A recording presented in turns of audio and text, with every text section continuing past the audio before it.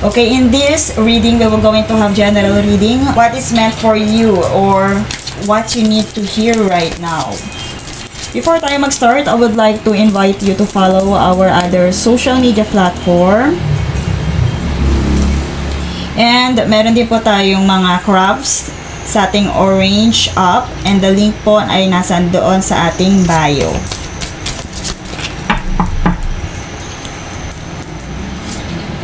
Big happy changes are coming your way. Ayan.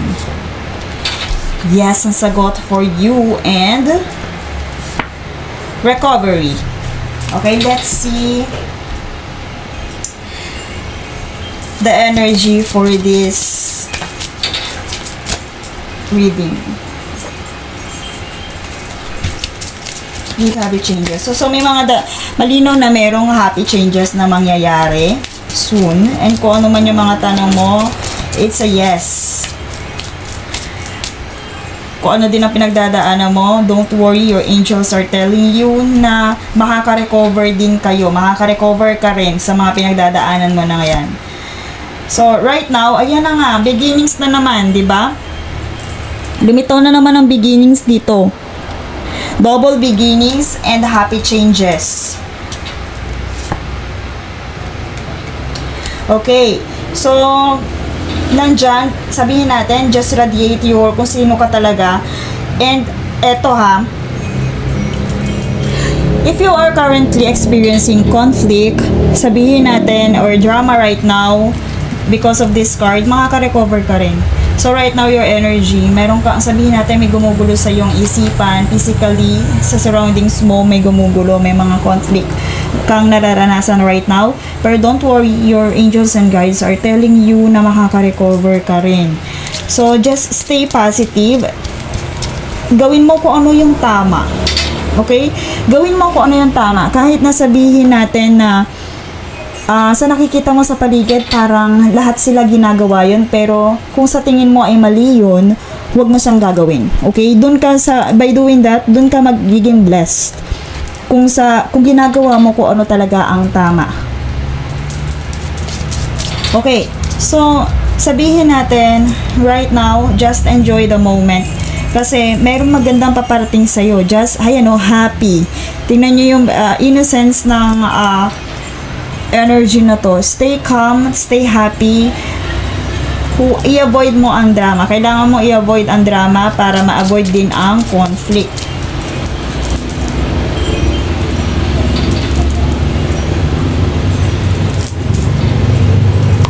Okay, also here na dito, may mga tao na parang yung sa peace of mind mo, merong nagkokos talaga ng gulo sa peace of mind mo.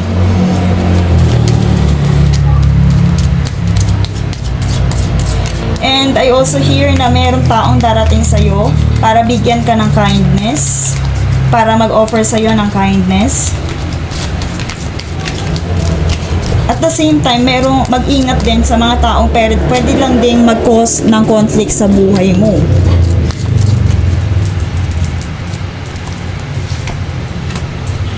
Okay, so ayan, yung kumbaga, right now, parang sinosolo mo po naman yung drama na yan sa buhay mo. Pero huwag ka mag-aalala, you are given sabihin natin, power. Isa sa mga blessings na upcoming ngayon is the power. Is your will power. And also, you will going to release kung ano man yung nakakasakit sa'yo. And it is a time for you to give, sabihin natin, to forgive. Forgiveness. Ay, dalawa na naman. Recovery. Kung iniisip mo hindi mo kaya or imposible, hindi pa sa ngayon, magtiwala ka lang kasi darating sa iyo ang recovery. Ayan kasi ito broken heartedness to, pero naka-reverse siya. Ayan. Maaaring nasaktan ka emotionally, pero sabihin natin physically, emotionally, makakabangon ka rin. Sabihin natin, I also hear na kung sino man yung nakasakit sa'yo, yung nag-cause sa'yo ng conflict, kailangan mo silang patawarin. Your angels and guides are telling you na you have to forgive them. And also, kung hindi man sila mag-apology, forgive them. Pero I also hear na pwede ding humingi ng sorry itong taong to sa iyo. Tingnan natin kung sincere ba itong hihingi ng tawad sa'yo, yung nag-cause sa'yo ng drama, ng conflict.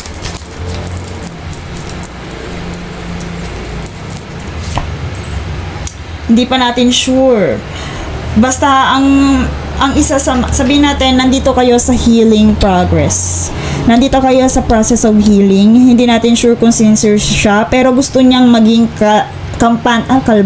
kalmado na ang lahat. Yun ang intention nitong taong nag-cause sa'yo ng conflict na mag-a-approach sa'yo para sa apology.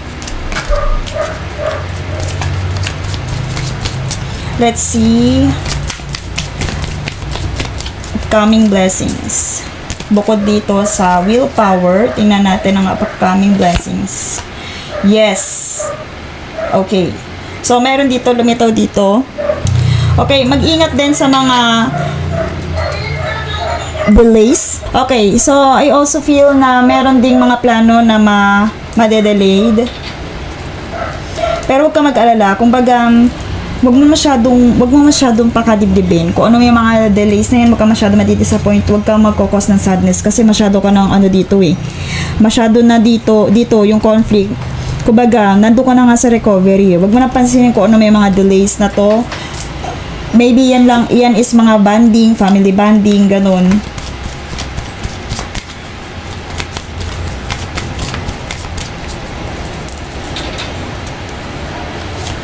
Okay, so ayan na naman ang ating manifestation or willpower. So, you will going to manifest your desires. Napakaganda ng energy na to when it comes to your blessings. Okay, ayan o, with the King of Wands and the Magician, you have your gift to manifest easily. So, ibig sabihin ko yung ipoprogram mo sa isipan mo na mamamanifest mo ay mangyayari. Just to, kumbaga, i-avoid mo lang itong conflict and drama na ikinukos sa'yo ng ibang tao. Kasi nasa sa'yo lahat. Ikaw ang manifestor. Huwag mong hayaan na kontrolin ng ibang tao ang iyong isipan o yung mga nangyayari sa buhay mo. Kasi may iba talaga napakagaling manipulate ng mga bagay-bagay. And even you, kumbaga, alam mo ang katotohanan, pero sila, kaya nilang i-manipulate, kaya ka nilang i-gaslight. Yun ang panghawakan mo na ikaw ang may hawak ng sarili mong destiny. So, kung ano ang totoo, yun ang i-manifest mo and mag-focus ka sa pag-manifest ng iyong success.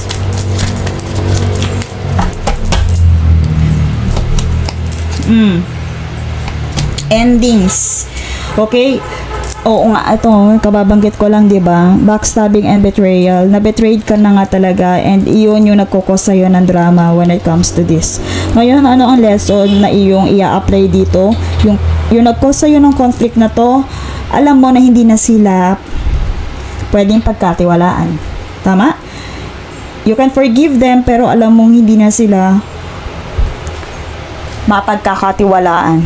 Kasi, kung talagang importante ka sa mga taong to, alam nila dapat yung pain na maikokos dun sa mga ginawa nila sa'yo. They ruin everything. Okay? You can forgive them. You can end this. Sabihin nating burden. You can end this burden. You can end this conflict. Pero alam mo yung lesson, hindi na sila kailangan pa na makabalik ulit sa yung table or sabihin natin hindi na sila nararapat pa na bigyan ulit ng space sa inyong heart. Kasi they are, sabihin natin, they betray you. They consider you as their enemy. Kahit na sabihin natin inosente ka sa mga bagay-bagay. Wala kang kasalanan. Alam mo yung totoo. You are kind. Nararamdaman ko yun. You are kind. You are a person with their virtue. Pero ikaw, kumbaga, lapitin ka ng mga taong nabebetray sa'yo. Because, kumbaga, alam niyo yung nasisilaw sila sa inyong light. Ikaw din yung tipo ng tao na, kumbaga, kahit hindi ka nagpapainggit, maraming naiinggit sa'yo. That's why they are, sabihin natin, it's causing lot of bitterness, lots of, sabihin natin, betrayal, mga bitching, bad mouthing. Kumbaga, isa ka sa mga victim ng mga ganitong klaseng tao na wounded. Pero ikaw, kumbaga, wala kang kasalanan sa kanila. You are innocent. But your angels and guides are telling you, para makarecover ka dito, you have to forgive them.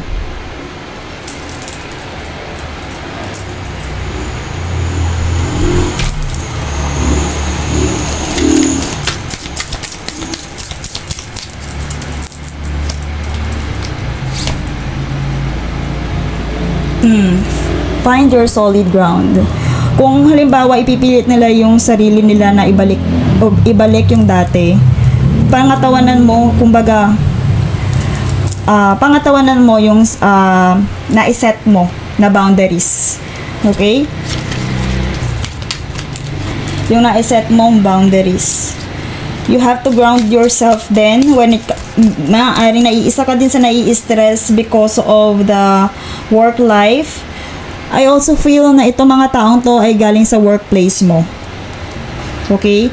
So, kung katrabaho mo man yan, nakikita mo sila sa social media, at sa pagkakakita mo sa social media, bumabalik yung hurt, umiwas ka muna sa social media. Ground yourself or find your solid ground. Take back your shine. Di ba sabi ko nga sa'yo, nasisilaw sila sa liwanag mo, kaya ikaw ay, kumbaga, sabihin natin, tinitira ka nila, tinatarget ka nila kasi nasisilaw sila sa liwanag mo. You have to recover it. You have to take back your shine. Okay? Napakalinaw ng sinasabi sa atin ng angels and guides mo. You have to trust them na makaka-recover ka din. Claim your space. Anong sabi ko kanina? Boundaries, di ba? Okay lang na magkaayos kayo, pero alam mo na kung saan sila ilulugar.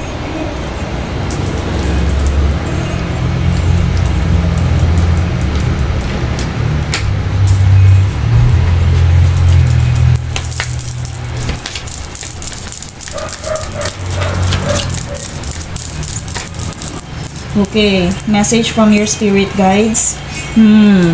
Okay, limitaw dito yung magician natin, di ba? Manifestations. So pray. Right now, moment na nakita mo to or napapanood mo to, mag-open ka ng candle mo and mag-pray ka.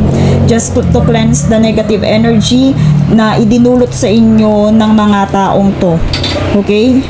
Ito kasi the club card, talaga iyan, conflict ang dating niya. Tingnan nyo siya, papunta siya lagi doon kung saan may liwanag, gusto niyang lagyan ng dilim. Okay, the moment na makita mo to, just open a candle, pray, connect with your angels and guides, and banish lahat ng mga negative energy na idinulot ng mga taong to. Okay, and that's all for today. Thank you so much.